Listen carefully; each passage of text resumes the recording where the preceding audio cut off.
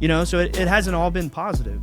The government interaction that we've received, and then some of it has been very positive, and they've come in and they've encouraged us to tell our story, and encouraged Dad to put out his book, and encouraged me to keep going. So it's like the sense that I get is there's these multiple factions within the intelligence agencies that have different agendas. All right, guys, got Ryan Bledsoe here today. It's an honor, man, to shed some light on this space. There's a lot of misinformation, as we were talking about earlier. So Thanks for coming on. Thanks for having me, man. Yeah, I don't know if people know who to look to for this type of stuff.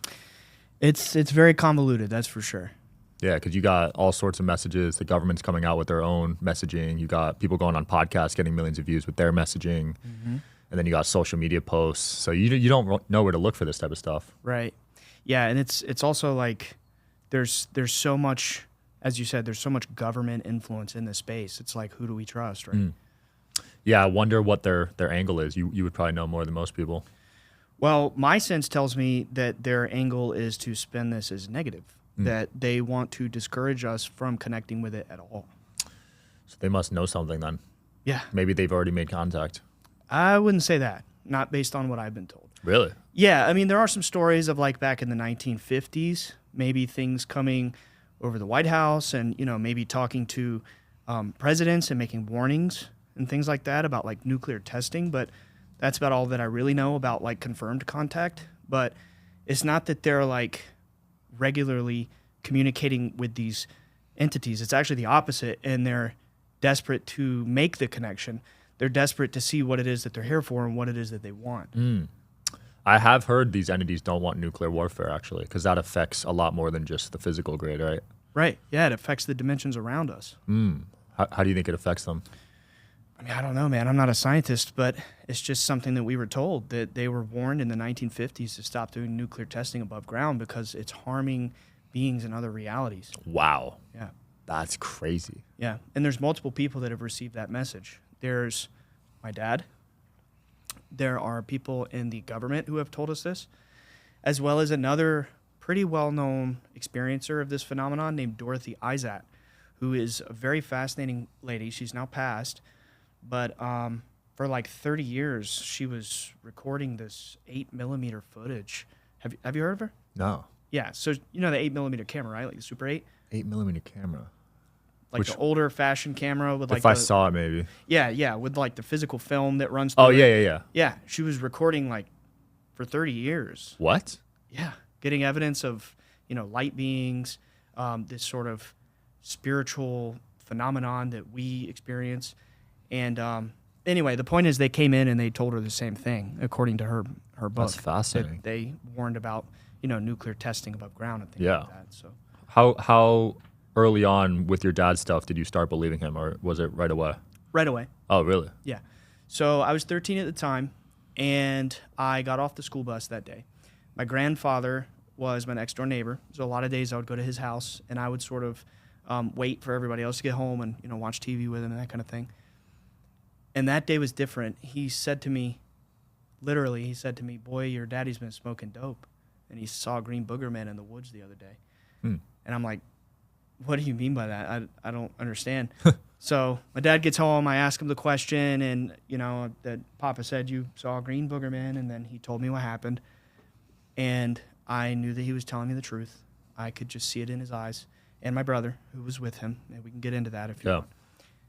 And it was maybe weeks after that, as a family, we started seeing the phenomenon for ourselves. Whoa. So there was never a question in my mind, was this happening or was this true at all? I mean, from the start, I was all about it and, was seeing it right away. And it never went away. Interesting. Why do you think your family was the one they chose to kind of make contact with?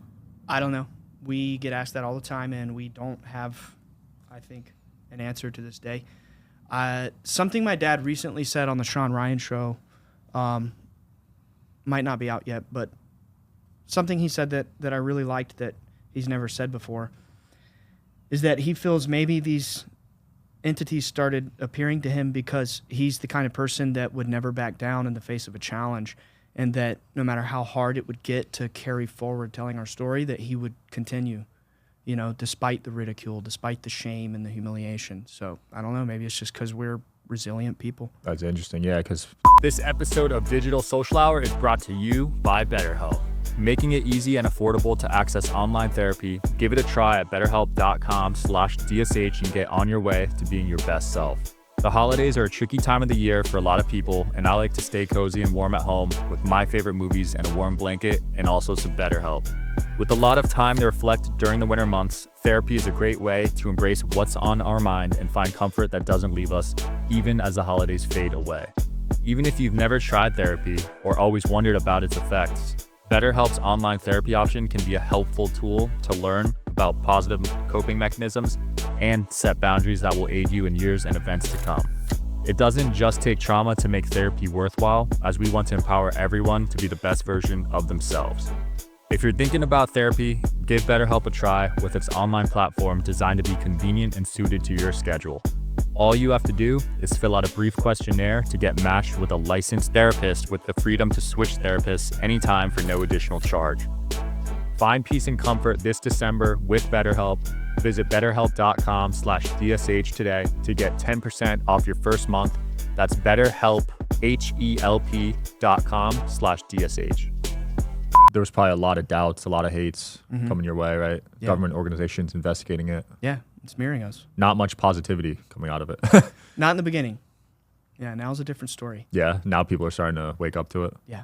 And how long did that take, you'd say? Because the original event, 2007 is when it happened? Yeah. So how long did it take to see some positive feedback? Okay, so we in our family like to call this the 5 years of darkness, right? So it starts in 2007. We are just devastated as a family. We're having these experiences with these things that are clearly, I mean, for lack of better words, I would say angelic. I mean, it's very positive, and people are, you know, healed of ailments from these things. And Wow. And the catch, though, is that the horror and the trauma came from the people around us, right? The family members, the community, because we're from a not so big town from North Carolina where kind of everybody knows everybody that's from there, you know? Mm-hmm.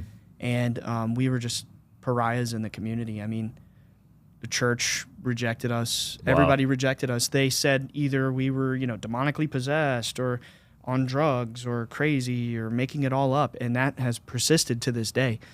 But my point is, those first 5 years was just pure chaos. It was pure.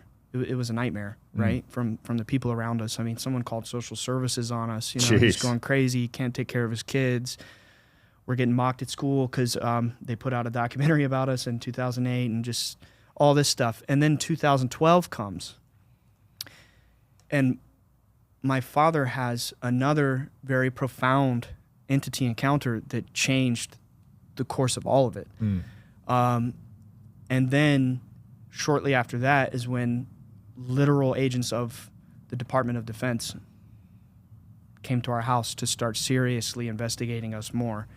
And I think that from the years of like being seriously investigated by, you know, these DOD agencies, it kind of, you know, even though they might be some shady people, I think it gave us a sense that someone is listening and taking us seriously.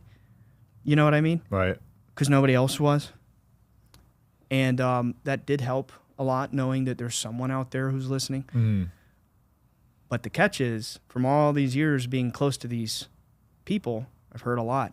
I've learned a lot about why they're coming, why they want this information, what their motives are, Right. things of that nature, you know, and here we are, you know. Yeah, because at the time you probably thought they were trying to help you guys, and Some. there's no hidden agendas, right? Yeah, some of them for sure. Some of them absolutely not.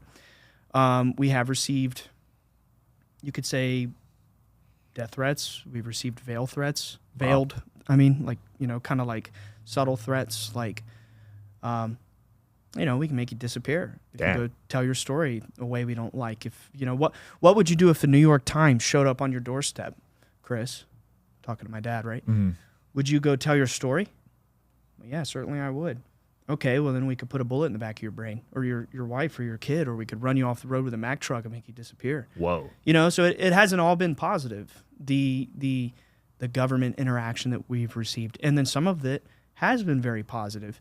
And they've come in and they've encouraged us to tell our story and, encouraged Dad to put out his book and encourage me to keep going. So it's like the sense that I get is there's these multiple factions within the intelligence agencies that have different agendas. But the crux of the agenda is, the big, I would say, government agenda is to smear this entire subject as negative, whether that be in the form of it's demonic or in the form of this little mythology that they're building, that they're here to invade us or harm us or jam our radars, jam our missile silos. They're trying to give this evidence, so to speak, although they haven't presented any except for a couple of blips on a radar, right? That they have these insidious intentions, and it's false. Absolutely. So when you saw them release all that UFO documentation, what did you think of that? Well, I knew the people that were responsible for it, so it's like, I guess I had a different reaction than everybody else when it was coming out, because we were having these conversations and we knew that this ball was rolling forward. So I don't know. I mean, I guess it was just like not really surprising to me. Yeah. It seemed like most people weren't too shocked, actually. Like, I thought that would have, like, really incited something in people. Yeah. What I've noticed, Sean, is because you have to understand that since 2007, my family has seen this whole UFO thing differently because we've been more or less a subject in this field. Right. As opposed to, it's like when you're a child and you are robbed of the idea of, is there something out there because you're seeing it and now you know for a fact, right? But then there's everybody around you who is, I wonder if there's anything else, else out there, but then telling you, no, but not what you're seeing. You're crazy. So I've just had a different experience of this, right? What I've noticed is that when they started getting this ball rolling, whether, there's a deceptive agenda or not, when they started getting this ball rolling, I've noticed people around me in my immediate circle and my little, private connections and things like that, the attitude started to change. Right. Okay, maybe there is something out there. The government's acknowledging it, right? But, yeah. So. That makes sense, yeah, from your point of view. Now, there's all sorts of theories on where these UFOs are coming from. I've seen space, obviously. I've seen other dimensions. I've seen from the ocean, water. Right. Where do you stand on that debate? I don't really think it's a debate. I think if we were to go by evidence, the evidence shows that it's probably a phenomenon that interacts with our consciousness and comes from, as it's been explained to me by, for example, a program director in the CIA named Jim Simivan. You can look him up. Mm-hmm. For anybody out there who's not interested, who's not familiar with who he is. He told me one time that they know and understand that this is a phenomenon that has not come from another place, but actually exists all around us, and that they have been here longer than we have, and as a matter of fact, they may have created us. Whoa. And that they communicate to us through symbols. And that basically what he inferred to me was that there is a spectrum of existence throughout the universe. And if you think of this spectrum in the sense of consciousness, right, you have psychic development among different species. So you have a rock, right? Maybe it has a consciousness. Probably not very psychic. Probably can't form thoughts, right? I mean, we can all agree on that. And then you have, animals. They're alive, they're conscious, they have thoughts and feelings and emotions, but maybe not, in the way that we do, which is, I think, therefore I am. We're philosophical, we think about things more spiritually and in that arena. And then as you go up the spectrum, you go higher on this continuity of more psychic, less physical.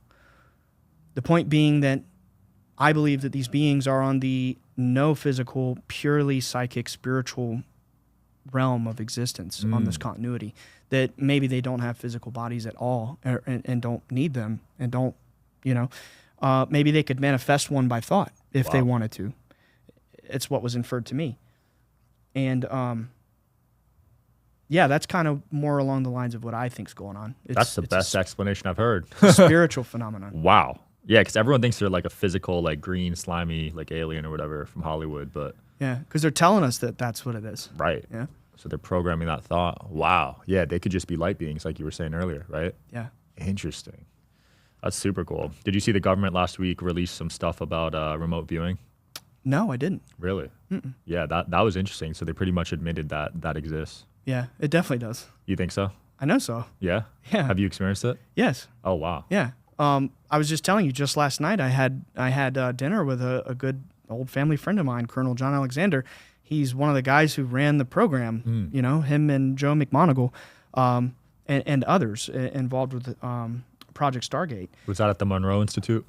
Well, no, it wasn't at the Monroe Institute. The whole Stargate thing was like a Army intelligence project, but they, particularly Joe McMoneagle, down the road got very intimately involved with the Monroe Institute and helped them develop a lot of their practices and things with his experience and expertise in this whole body of, you know, psychic knowledge. So they've meshed, you know, after the fact, I think. And I'm kind of paraphrasing. There's a lot more out there that people could verify on that, but yeah. That's interesting. So when it comes to remote viewing, is that a state where you can see aliens when you're in that state? Okay, so first of all, you don't have to be remote viewing or in that state to see anything. You just have to kind of humble yourself and go outside at night and look up at the sky and just ask, you know, if there's anything up there, would you be willing to let me see, you know? And if you're nervous or afraid about asking out loud, that's fine. Do it in your thoughts. Connect in your thoughts. This is a consciousness-based thing, right? But I have heard reports of people like Joe McMoneagle, who I was telling you about, remote viewer 001, and other people who did attempt to remote view aliens, and supposedly they got hits. Whoa. I can't, you know, speak to what their hits were and what the accuracy of that was, but that is a thing that they discuss. But that's not my experience. You don't have to remote view. You just go outside and ask nicely. Interesting. Yeah. Yeah, I've seen certain meditations you can do outside, and it increases the odds of seeing them, right? Yeah, I need so to I've try heard. that. Yeah, so you've heard. What are the chances, like, some ordinary person could just do that, you think? 100%. Really? I'm telling you, yes, 100%. Wow. Everybody out there listening can go outside. And you have to have the right intention, right? It's not about being some special person. It's not about being some miraculously, psychically developed individual. It's just about having the right intention and trying to connect with the other, right? The other being this invisible realm that is all around us that we have been disconnected from by the powers that be, right? There is another world around us that exists that we can freely connect with.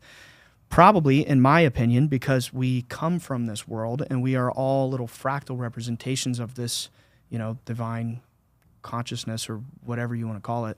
Interesting. I don't know. Yeah, there's theories of, like, dimensions, how we keep evolving, right? We start off as, like, a rock, like you said, work our way up through animals and then human. Yeah, So something along those lines. what's next, right? What's next? I don't know. You know, if I'm just talking speculation, I would say maybe we're approaching a time where psychic perception will be a lot more normal. And I think when it's like at a baseline accepted by everybody that these kinds of phenomenon not only exist, but they are a natural part of our existence, we'll all sort of put our heads together to figure out how to develop this further, right? And maybe we'll be in a future where we all can remote view, which we can. We just have to know that we can, right? You have to know that what you're capable of before you can do it, right? And I think maybe we're going to reach a time where we really develop these things Absolutely. as a race. So when you see all these crazy stories about abductions, you're probably really skeptical, right? Because you're used to all this misinformation being everywhere. Yeah, I don't. That's a hard one. That's a hard one to get into because, you know, my dad was taken for 4 hours. Whoa. The original night in 2007, and they sent out MUFON investigators. It took my dad forever to report the story because he was worried about losing his kids, worried about his family breaking apart. So it took him about 10 months to work up the nerve to report his case, right? And we're watching TV one night, and there's this show called UFO Files, which was like one of those early, mid-2000s paranormal investigator shows that are really cheesy, right? And there was a blurb on the bottom that said, report your sighting at MUFON.com. So, okay, why not? He types it up, he sends it in, immediately they get involved. They start trying to investigate us and see what's going on. And they reported back CE4 abduction, close encounters of the fourth kind abduction. So I've always kind of not liked the A word, it has this connotation to it, but I can't lie to you and tell you that my dad wasn't taken somewhere else.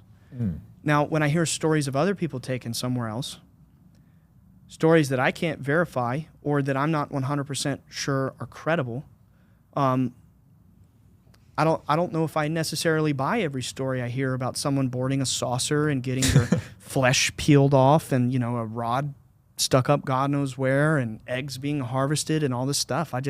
It's very counter to my experience and my immediate circle of what I know for a fact is happening and is real. And I know for a fact that the United States government and intelligence agencies around the world are desperate to find out what's going on and why these beings are coming.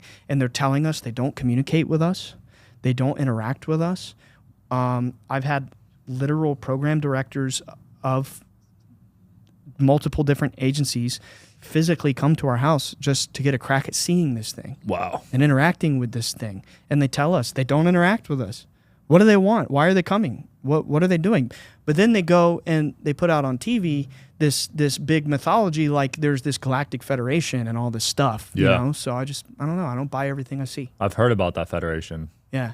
What do you think about that? Because apparently it connects all the solar systems or whatever, galaxies. I mean, that's the theory, right? That's the mythology. That's the story that they're kind of putting out there. But no. You don't buy it? No.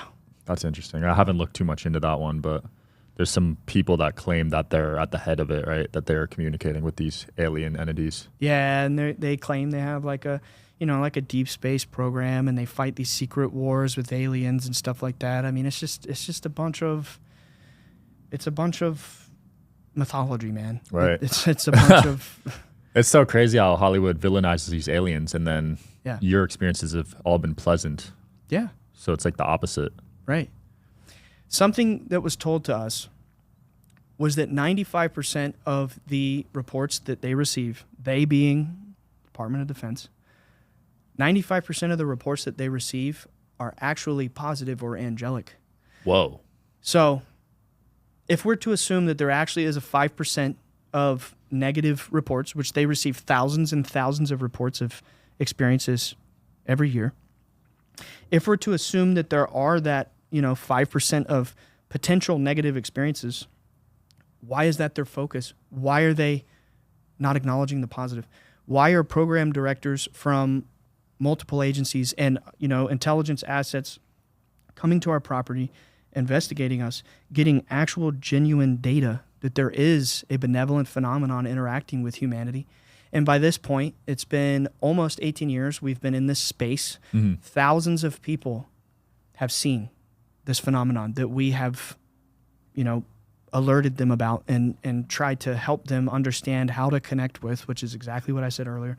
And, we've face-to-face been with hundreds of different people at this point, seen the phenomenon with them. We've even had crowds of sometimes 75 people with us in person, mass sighting with us. Whoa. Yeah. All seeing the same thing? Yeah.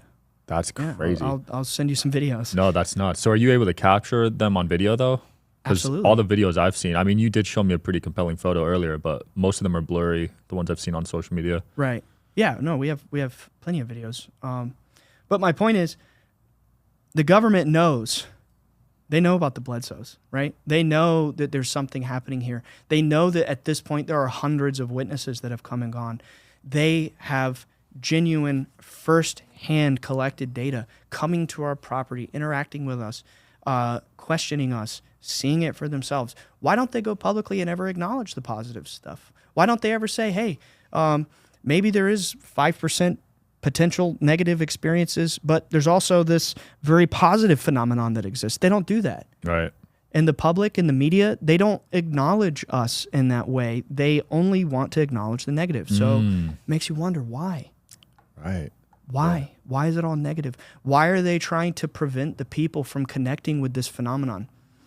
It reminds me of virtually every awakened person throughout history, namely, you could say Jesus, for example, who tried to help people connect with God and the divine, right? And they killed him. They suppressed him. I suspect that throughout all of human history, there has always been some hidden hand that is trying to prevent people from connecting with the divine, right?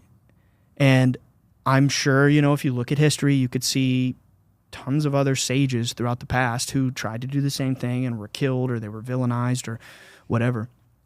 I'm not saying we're sages or anything like that. My point is, I've thought a lot about this and realized this is why they don't want to connect people with this phenomenon, because maybe it would help us, maybe it would benefit us, right? I think that they have a lot to gain from preventing us from connecting with this phenomenon and trying to make us think that it's scary and it's negative and malevolent, right? So that's my perspective. But there's something there. And when you look at these ancient civilizations and how advanced they were, a lot of them seem to have some sort of communication with aliens. Yeah. When you look at the structures of the buildings and everything. Yeah, absolutely. Like the hieroglyphs and all that stuff. Petroglyphs out in Utah and the desert canyons. I mean, yeah. So that connection's been almost severed over time, it looks like. Yeah. Throughout South America, there's petroglyphs. And I mean, it's like there's evidence all. Like, for example, Sean, if you go to Ireland, right, just random little country out there that people don't typically associate with alien phenomenon, right? Mm-hmm. And you go look in some of their really ancient caves, they have depictions of these shining beings coming down. Wow. And giving messages to humanity. They have this ancient depiction of fairies, right? And we laugh when we think about fairies. We think of pop culture. We think of a little Tinkerbell, Navi from Zelda or something. But that's not really the original depiction. They were these mystical beings that could walk between worlds. Wow. And they could come to us, and interact with us. Sometimes a little tricky. Sometimes they might play a little prank on you. Sometimes they might help you, right? You look in the Middle East. They have jinn, right? These beings that appear from the smoke, right? You can call out to them and they can help you. They can intercess for you, or maybe there's some bad ones, some bad spiritual forces that can harm you. Think of angels, right? You go to Mexico, you hear stories of Quetzalcoatl, and there's this pattern of all over the ancient world. These cultures are talking about these shining things that come down from another place, and they intercess with humanity. So I wonder why that's been lost over time. Like, someone seemed to have taken control somewhere in the middle, right? Right. And made it their mission not to promote that sort of messaging. I suspect that someone, a very small group of people, right, who have amassed power over thousands of years, right? And they don't want what's best for you and me. They don't want you and me knowing that we can connect with something greater than them, something more powerful than them. They want us to accept what they give us, accept the conditions that they set so that they can gain from us, so that they can retain their power. And it goes deep, man. It goes all the way back to the times of probably Babylon or even before that. And, I'm trying to beat around the bush here, but I think you know what I'm talking about. No, yeah. You hear about these organizations. Yeah. But they're so secretive, it's like. And they are very much intimately involved in the UFO space. Wow. Yeah. I never connected those dots, but that would make a lot of sense. Yeah. Wow. I didn't know this dated back that far. Yeah. Crazy. For example, in the Vatican, right, they have these thousands of texts that we don't have access to. It's like 52 miles of library down there, right? And they have accounts that we have never heard of different saints and apostles and things interacting with angels. And it's literally shining beings of light coming down. They appear in a flash of light, and they sometimes deviate from the version that the Bible tells and add a little more details. Like, for example, the Apostle Paul, right? There's a story that I think it was on the road to Damascus, right? To kill Christians. He was killing Christians, literally. And he sees this flash of light, right? And he hears the voice of Jesus, and it's like, basically like, the jig is up. Now you're going to work for me, right? I'm paraphrasing the story. The Vatican has a different version that says that this being comes down, this shining being, puts a thorn in his side, and when he tries to touch it, it moves all around his body. He can't pull it out. Right? It sounds like an implant. You follow me? Yeah. There's these different accounts throughout time that we don't have access to. The point I'm getting here is I think that this UFO phenomenon is not some modern fascination. I think in reality it is the story of us, who we really are, and our place throughout the universe. And I think it is a phenomenon that has always been here, that the elites, so to speak, have always been aware of. And I think the game the whole time has been suppress this knowledge and keep us from connecting to it. Wow. And I suspect we're going to find that it might just be more spiritual than people are immediately ready to accept, right? Yeah. Do you ever worry you're too close to the truth? No. You don't worry about it? No, I don't. Wow. No. I feel like that's a tough spot to be in, though, you know? Yeah. No, it is. It definitely is. Since I was, I guess 15, is the first time someone knocked on the door from NASA. And dude, I was like literally, I think I was on summer break from high school. I was home on a weekday in my pajamas playing Fallout 3, right? Just ordinary kid. Yeah. And the doorbell rings and I go answer the door, and it's this guy from NASA. And he has this lapel on that says NASA Press Corps. And he's like, hey, my name is Hal Povenmire. I just drove 12 hours from Cape Canaveral, Florida. I'm looking for the Bledsoe residence.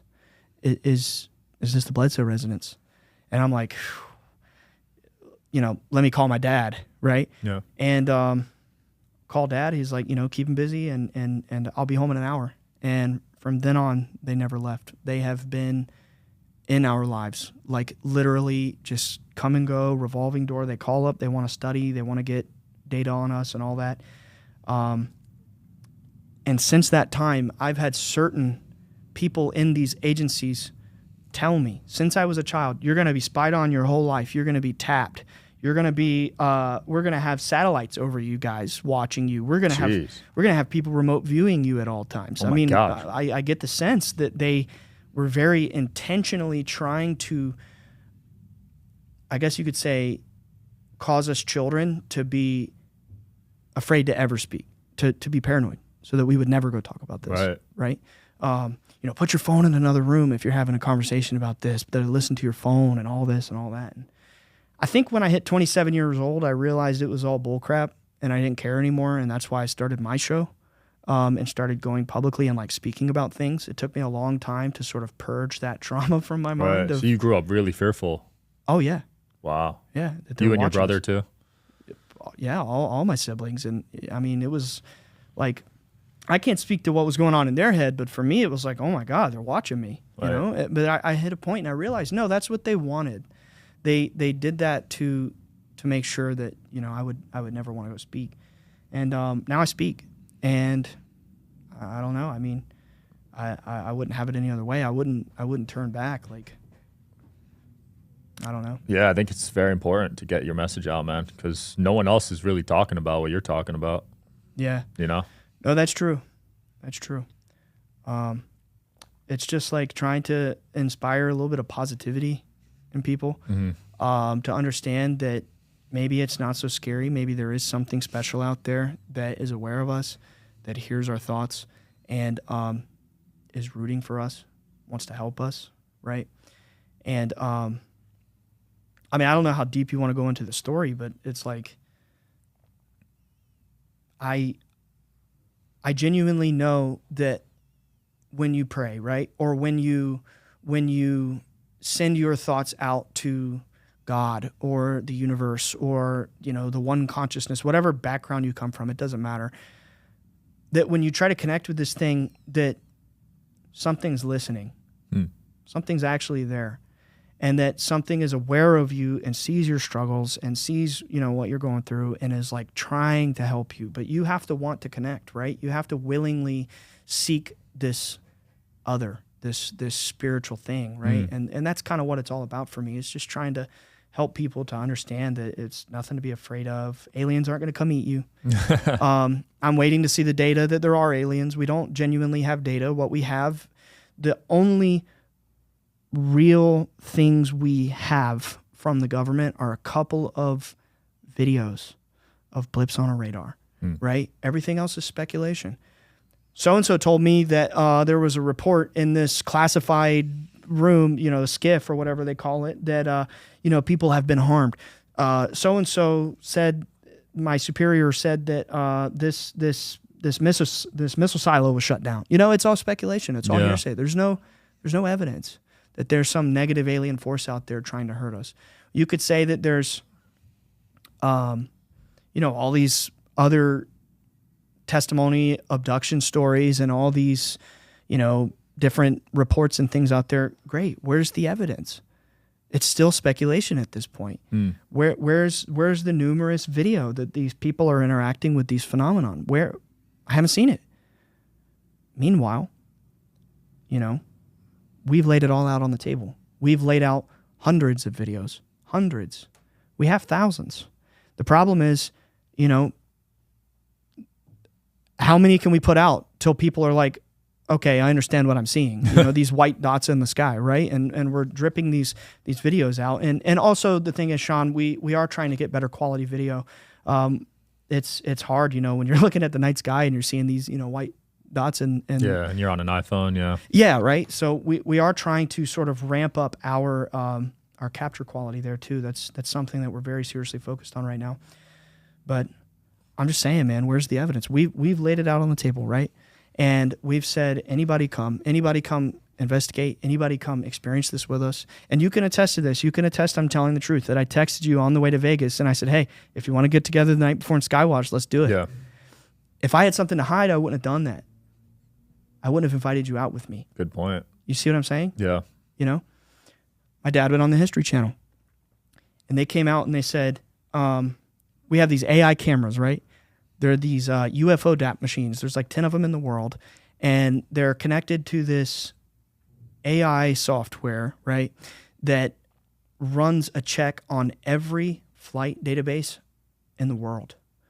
Space junk, satellites, rockets, helicopters, airplanes, anything. It can immediately, this camera has a 360-degree view of the sky. It can immediately identify anything, ran against literally every flight database. They came out to our property. They're like, we're going to put that on your property. We're going to hook an EEG cap to your brain, right, to see what's going on in your brain when you see this thing. And thermal cameras, all that stuff. And they spent a week at our property, and they got the data. They spent, it was about 6-7 days. They got over 100 hours of footage. Naturally, an episode on TV is 42 minutes, so they had to cut it way down. Hundreds of unknowns. The computer, unknown. Lights in the sky, unknown.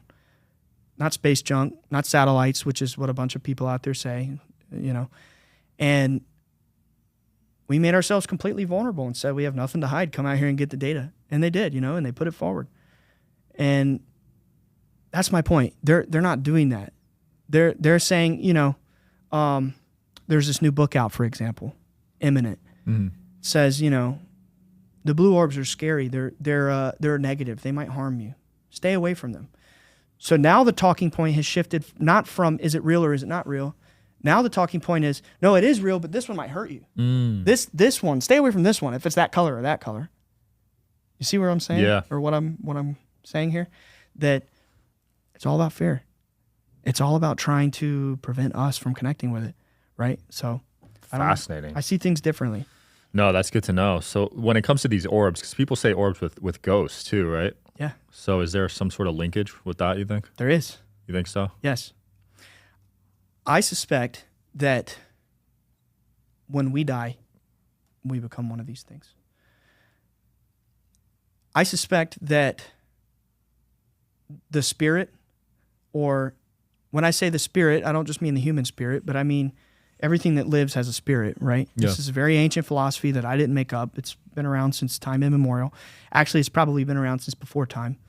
If you consider the whole Atlantis wisdom tradition thing.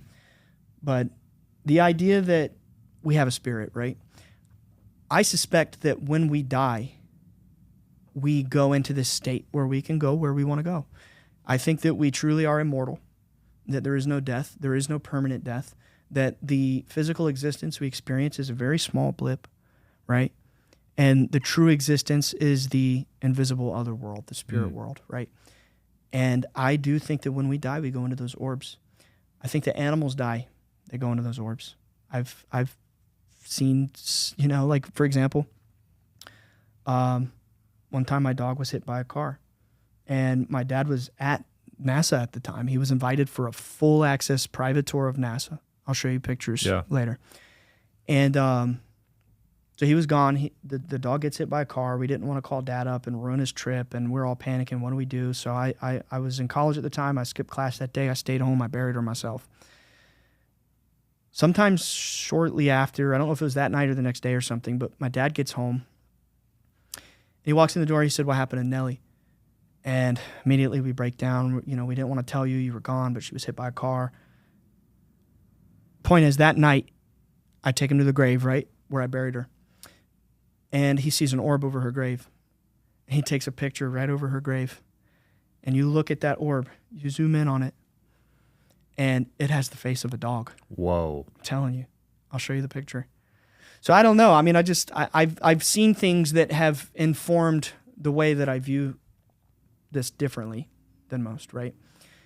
And I think that these beings are way more advanced than we are, right? And they can come and go as they please from this other place, this invisible spiritual world. And the orbs that they travel in, we have seen them come out of them, right? Sometime there can be an orb there, and then it'll start, you know, brightening up, and next thing you know, it's projecting the form of this entity. And sometimes they have messages. Crazy. And these messages, are they telepathic? Yes. So it just gets downloaded in your mind. Yeah. And that's how they communicate too, right? These these aliens, whatever you want to call them, these light beings. Yeah. I think alien is a loaded word. I don't know what to call them. I say light beings, I say beings, entities, phenomenon, whatever. It's something, right? It's something. Yeah. It's not from here. But yeah, it's telepathic. And we can get into that if you want to know like what some of their messages were. Please. I think that's important for people watching this to know what these beings are telling you. Okay, well, I just want to clarify that it's not that they're telling me this, that they told my father this, Got right? it. But after growing up with him for so long, we've talked about it so many times, I have a pretty a good idea of everything that they've ever said to him. Okay, so in 2007, right, the first time he experienced this phenomenon, right, he saw these big, I'm paraphrasing a little bit through the story because it's a long story, but he saw these big orange balls of fire, right? He saw two of them. Immediately he knew, okay, that is not the sun on the horizon. This is something otherworldly. He's freaking out. He's panicking. He's turning to run. And then he looks back and a third one shoots up. And the next thing he remembers, he's back at the campfire with the other guys. He had no recollection that he was gone for 4 hours. Whoa. Right? That came up later in the investigation. So long story short, the full story is in the book, UFO of God, but we end up getting investigated, right? They send out like this Harvard psychologist by the name of Michael O'Connell, who was a student of John Mack, which for any UFO heads out there, John Mack is like the most famous hypnotic regression guy, right? He has books about abduction cases and stuff. And he hypnotized his dad, and these memories start coming back. It turns out he was gone for 4 hours, right? And in that 4 hours, they manhunted him. My brother went in the woods looking for him. What he was shown and told was these beings are here to help us, right? That they're the guardians of humanity, that they serve creation. They had a triangle on their chest that they said represents the Trinity. And they not only created us, but that they tend to our evolution throughout time, throughout the aeons, so that we don't, mutate or go out of control or go extinct or anything like that. They're always helping us along the path of our progression, helping us move forward, and that they protect us from the forces of evil, that there are these pests out there that are this sort of negative phenomenon. They're like a parasite that want to infect your mind, just like your classic description of, like demonic possession or something. Yeah. That they seek to, feed on us and possess us, and they keep those forces at bay. And they showed him the pyramids, right? Then we go to 2012, where he had his other profound experience. Now I'm going to slow down a little bit about this one, and I'm gonna tell it how it happened. So this was 5 years, from 2007 to 2012, of us in the public being harassed, humiliated, mocked, all that stuff. But in the private, being studied by NASA. Because NASA came knocking in like 08 or 09. So we're kind of, tail between our legs. We're going forward with our experiences, but it's really rough. Nobody wants to listen. They're still happening. Things are happening in the house. We're seeing things run around, shadow beings and other little entities, and all the orbs we're seeing and all this stuff. It never went away, right? But at one point in 2012, it was the Good Friday, which is, the Friday before Easter. My sister comes home from school crying. Someone made a comment about, your crazy dad or whatever. And my dad said he had had enough, and he never wanted to talk about this stuff again. So at some point that weekend, he goes out and he curses the sky. And he says, thank you for healing me. I glossed over that part, but when he was taken in 2007, he had Crohn's disease, and then he was in complete remission when he returned and never had it again. Wow. Incurable disease. He says, thank you for healing me and all that, but I'm done. I don't ever want to talk about this again. Just, I'm done. So the night of Easter, at 3 a.m, he hears a voice that says, arise. So he gets out of bed. It instructs him to get dressed, puts his clothes on. He goes out to the backyard of our house, and there's a being standing there, just like he saw years before, when he was taken. And it handed him this little thing. And this is going to sound weird, but it handed him this little thing. It was like this little mass of, I guess you could say, flesh, and it had these spikes on it. It said, this is your burden, don't lose this. And Dad's holding this thing, and it's like gnashing at him. It's like pricking him, and he's, he doesn't want to hold it, and he's trying to get rid of it. And he walks through our yard. He finds this kennel that we have where, we're born and raised North Carolinians out there. A lot of people are into like hunting and fishing and that kind of thing. So we had this big kennel for hunting hounds, and at one point there'd be 20 to 25 hounds in there. So he gets to this kennel, and he throws it in there and he locks it up. And a gust of wind hits him, and he turns around, right? And there's this bull, but it's ethereal. It's like a ghost. And it runs him over through the wind. It knocks him on his back. And he looks up and he sees the stars and everything through this bull. And he's laying on his back. And then he turns around. He rolls over. He gets up. And by the time he's on his hands and knees propped up, he sees this lady. She's floating there. She has this white dress from her neck to her ankles. It's twinkling like the stars. She has blonde hair and blue eyes. And she's glowing. And she's floating, I don't know, a few feet off the ground. And she says, why I'm here. And she basically, if I had to paraphrase, she basically said that she was the divine feminine, that this is a great secret that's been hidden throughout all time, that, the Catholics, she didn't say the Catholics, I'm just paraphrasing what I've come to understand, right? That at one point, in history, the Catholics came in and they took God and they made her a human, made her Mary. But throughout the ancient past, they've all had some form of mother goddess or some divine queen of heaven or whatever. So what she said was that it was a great secret that's been hidden for a long time, that there is a feminine aspect of the divine, and that it's been suppressed, and that we've been in a very warlike state, and that this will come to balance, right? That when the force of the feminine comes to balance into the world again, that we will enter an age of peace, that there will be an awakening of consciousness, and we will have a new knowledge, and it basically will be the age of Aquarius.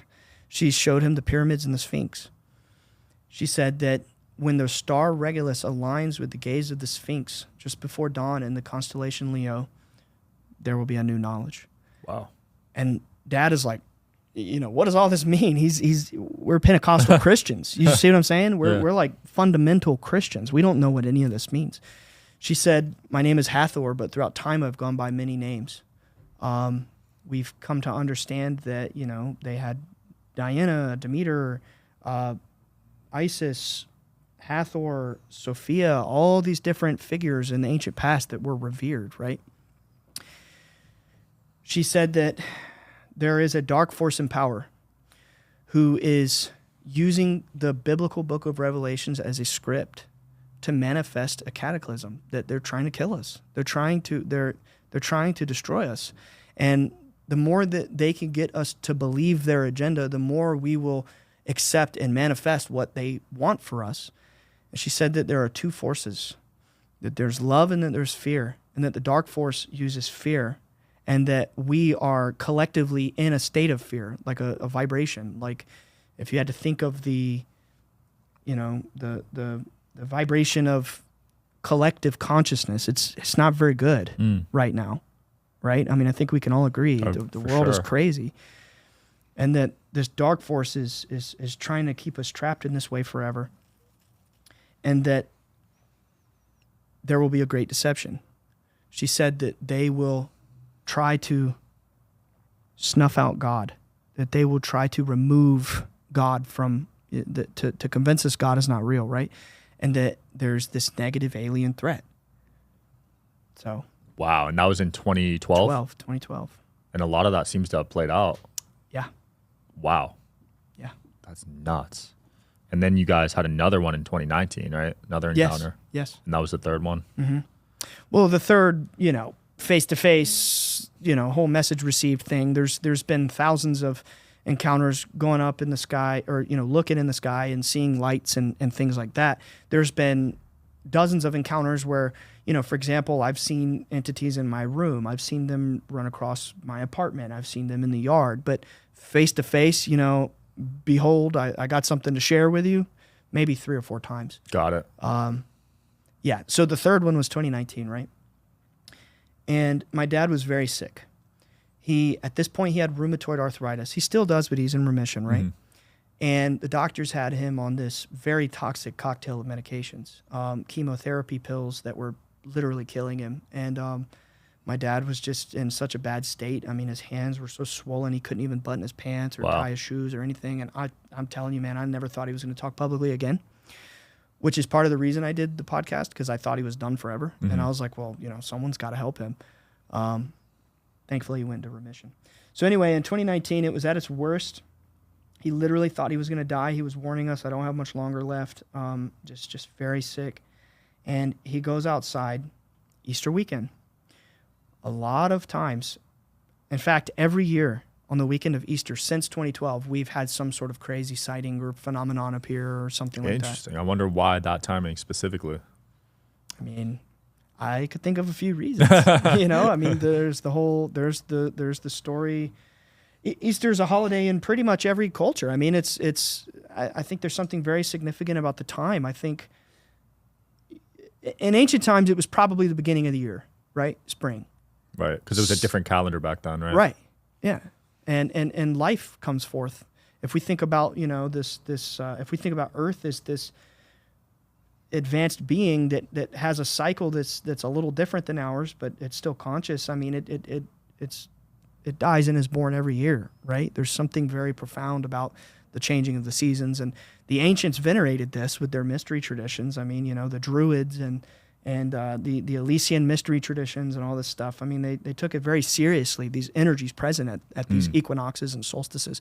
In fact, I've been told by somebody that NASA observes the equinoxes and solstices and these kinds of things when they launch rockets. And I mean, it's another rabbit hole to go down the Jack Parsons area if you want to look into, origins of NASA and JPL and jet propulsion and how they were into the occult. Wow. Yeah, it's a long story. That's a whole nother podcast. Yeah, it is. Yeah. But back to your story about the... Yeah, okay. I'm sorry. I went sorry on a to cut you tangent off. there. But anyway, so 2019, right? So I'm gonna get to it. So he's super sick. He goes outside and he's just kind of doing what he normally does. He has his camera. He's looking at the sky. I mean, we've been out there thousands of times. There's 365 days in a year, 17 years. My dad goes outside at least 5 nights a week if it's not raining. I mean, you could imagine on an average of seeing anywhere from 1 to 50 orbs a night. You could do the math. He's seen thousands at this rate, and it's just a normal night. So he goes out there, he's doing his thing, he's looking at the sky, he's, if there's anything up there or whatever. And this big orange ball of light, right? It appears from the woods to his right and starts hovering slowly over the water, because he lives on this small private pond. Starts hovering over the water, and he's like freaking out because it's getting so close. Like, oh my God, like you can't help but react when something from another world is right in front of you. It kind of heightens your adrenaline, and your breathing can get shaky, and it's just really intense, right? It's like a forced reaction, like when you see a car wreck or something, whoa, it's like that. So he kind of falls to his knees. This thing is getting so close, and it starts going up and down in a line. This ball of light, it starts going rapidly up and down in a line like this, about 10 feet in diameter, and it starts cycling really fast. Different colors like orange, red, yellow, and it starts going so fast that an image of a being starts to project from this orb, and it's like this is just a shining being of light, and it had like kind of anthropomorphic features. It's not like it had a face or hair like the one in 2012, but it was a being. And it basically said, tough times are coming ahead. Tough times are coming ahead. We're now entering the period of tribulation. And you have stuck true to your story, of what you've experienced. You haven't turned your back on God or changed, right? So we're going to help you.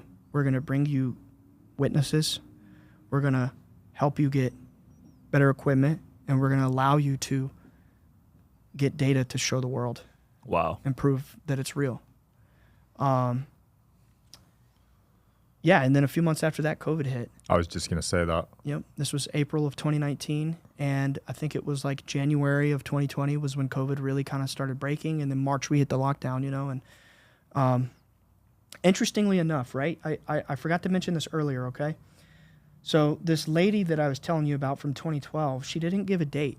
She just said there's going to be an alignment when Regulus aligns with the gaze of the Sphinx, okay?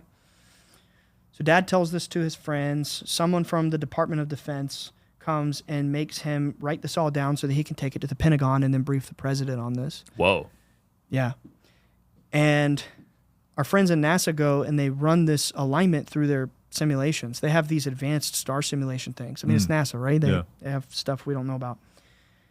And they determined that this alignment happens in 2026. Really? Yes. That's exciting. Yep. Interestingly enough, if you look at the biblical story of Revelation, which again, considering the idea that the dark force may be using this as a script, right? It says that there would be a period of about 7 or 7.5 years of tribulation before the light comes in and, gets rid of the darkness, and we're in a time of peace. 2019 to 2026, how many years is that? Holy crap, 7. That's nuts. Yeah. So 2026, that'll be the year where things turn around, you think? Yeah, I do. That's exciting. I really do. That's in 2 years, right? Yeah, well, a little less, 1.5 years or so. Right. So we've come to think that there's two opinions from some of these people and these agencies. And I suspect that maybe they give us different dates to try to throw us off. I suspect that maybe it'll be either Easter or... So it's either going to be like the Easter equinox, the alignment, right? The spring equinox, or sometime in August, which would make sense to me because Leo is August, right? And she said when it aligns in the constellation Leo, so maybe. We've been given basically fall or spring, equinox or solstice. That's what NASA said that the alignment might happen. So it's like I don't know for sure. I don't care. I live my life just understanding, it doesn't really matter to know ahead of the time what the date is, just understanding that something's coming. Now, Sean, if you studied the UFO story at any length, and I don't mean you, I just mean anybody out there, right? They would know that there are many people from intelligence agencies coming forward now. Like, for example, Lou Elizondo. He's kind of the big face of this, right? He just put out that book, Imminent, that I was referring to earlier, with the scary blue orbs that they claim are hurting people.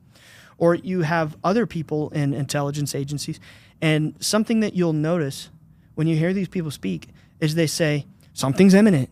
Some sort of shift is imminent. We think by the year 2027, something's going to happen. I've heard other people say, no, it's the year 2025. Are you seeing what I'm putting down here? Yeah. Now people from the government are coming forward and saying, everybody, there's going to be an impending consciousness shifting event at either this year or this year or this year. We're not sure, but something's imminent. Why are they saying that? Is it because they have these reports from Ryan Bledsoe all the way back from 2012 saying that these beings came down and said there's going to be a shift in consciousness when this alignment occurs? Now, all of a sudden, in the last 2 years, they're talking about an imminent shift. You see what I'm saying? Interesting. Yeah. Yeah, so they withhold it for the right time. Yeah, but also the point is they're kind of acknowledging what we're saying in a way. Yeah. Even though they're trying to spin it a different way. It's like, that, get ahead of it, right? Right. My point is I think that something is really going to happen. I think there's really a shift that's happening now. As a matter of fact, I think it's already happened. I think there is a consciousness shift right now. Yeah. I kind of feel it. It's hard to describe, but... There's an eclipse tomorrow. Really? Yeah. Wow. Yep. So that'd be a good day to go out there and see what's up there. Absolutely. Nice. Yeah. Check it out. I think since the April eclipse, the one that was like the same week of Easter, I think that was a very, very significant event. I think that we are right now and going to be unfolding for the next few years, going through radical shifts in consciousness as a whole race. I think, I just flew in from North Carolina yesterday, and God forbid, I don't know if you've been seeing the news, but there was this horrible storm in North Carolina. Oh, I saw that. It's devastated. I'm on the East Coast, but it all happened on the western side of North Carolina. And I'm telling you, man, like entire cities are leveled, wiped out. It's bad. There's like hundreds of thousands of people without power, without cell service, without internet, without food. Buildings are floating down the street. Dude, it's like literally the end of the world in I thought it was Florida, so North Carolina got hit too. Florida, North Carolina, Georgia, Tennessee. They've 600 miles of devastation, dude. Damn. It's like literally, they're saying it's a once in a 1,000-year storm that it's going to take billions and billions of dollars and years to recover from this. So my point is, I think things like this are happening because we're going through such powerful shifts in consciousness. I think that the earth is this really advanced being, that something that this lady, that you could say Hathor or whatever, we just say the lady because it's easy and we don't necessarily like to ascribe a name to her, even though she did give some names, right? So the lady said that the earth is a being, right? And it is encoded to protect itself and rid itself from evil. That if the force of darkness and fear gets too great, that, maybe it might just shake us off. Wow. So I don't say that to, make people afraid or to incite fear or anything, but my point is, I think that the earth is going through these powerful changes as there is this rapid shift in consciousness and people all around the world are waking up, right? And I think that what we're seeing right now is like a genuine, like, I'm not exaggerating or being metaphorical. I think there is a literal war between good and evil spiritual forces taking place. And I think that's why, disasters are happening around the world. And I don't have to, get all into things that are happening in the public space, but I think people know what I'm talking about. Yeah, that is so fascinating because when you look back at history, humanity's been wiped out a few times. Yeah. So this could be a result of that, and now it looks like another spiritual war is upon us. Yeah, I don't think we're going to be wiped out, though. I think it's a happy ending. Nice. I think, if we're going by the idea that, okay, so think about it like this. I'm not a fundamentalist Christian, right? I grew up Christian. I have a lot of respect for my background. Yeah. I think Jesus is great. I don't necessarily believe anymore that you have to believe in Jesus to go to heaven, but I understand that there's a lot of wisdom in the Bible, and my views have kind of changed after seeing lights in the sky my whole life. I have a different view on things, but my point is, if you look at the story of Jesus, the story of Palm Sunday, when they're throwing the leaves down and they're saying Hosanna, he's riding in on a donkey. I'm not sure if you're familiar with this story, but he's saying that, okay, so the old scrolls or scriptures or whatever word it says in the Bible say that the King of Kings will ride in on an ass, and he will be praised as the Son of God. Hosanna, they'll welcome him into the city. So then he says, all right, I'm going to ride in on an ass. He knew this ancient prophecy. He sits down on this donkey, and he rides in on the city, and he made it come true. So what I'm getting at is that's how these elites do this. They know these prophecies. They know that we believe them, but collectively, mankind to some degree believes these prophecies. So they take these events and they force them to play out in the public sector so that we will manifest these outcomes into reality. Okay, so if this is the playbook that they're using, well, there's a pretty happy ending. It's bad for a while. There's things that go on, and then on the other side, it's God wins in the end. So I don't sit around thinking, it's not going to get better. It's anything like that. I think that actually really good times are ahead, and I think that the bad things that are happening now are like the final stages of the dominoes falling. Yeah, I love that. Yeah, we can end it on a positive note there. Sure. That's really cool for people watching this. Ryan, where can people find the podcast, your books, and everything? Okay, so the podcast is Bledsoe Said So. It's just pretty much across the board, Instagram, YouTube, Spotify, Apple. My dad has a best-selling book called UFO of God. It tells our story all the way up till now, modern times. And that's basically it. Cool. We'll link it all below. Thanks so much for coming on, man. I can't wait to check the skies out with you one of these days. Yeah, let's do it. Let's do it, man. Thanks for watching, guys. Check out the links below. I will see you next time.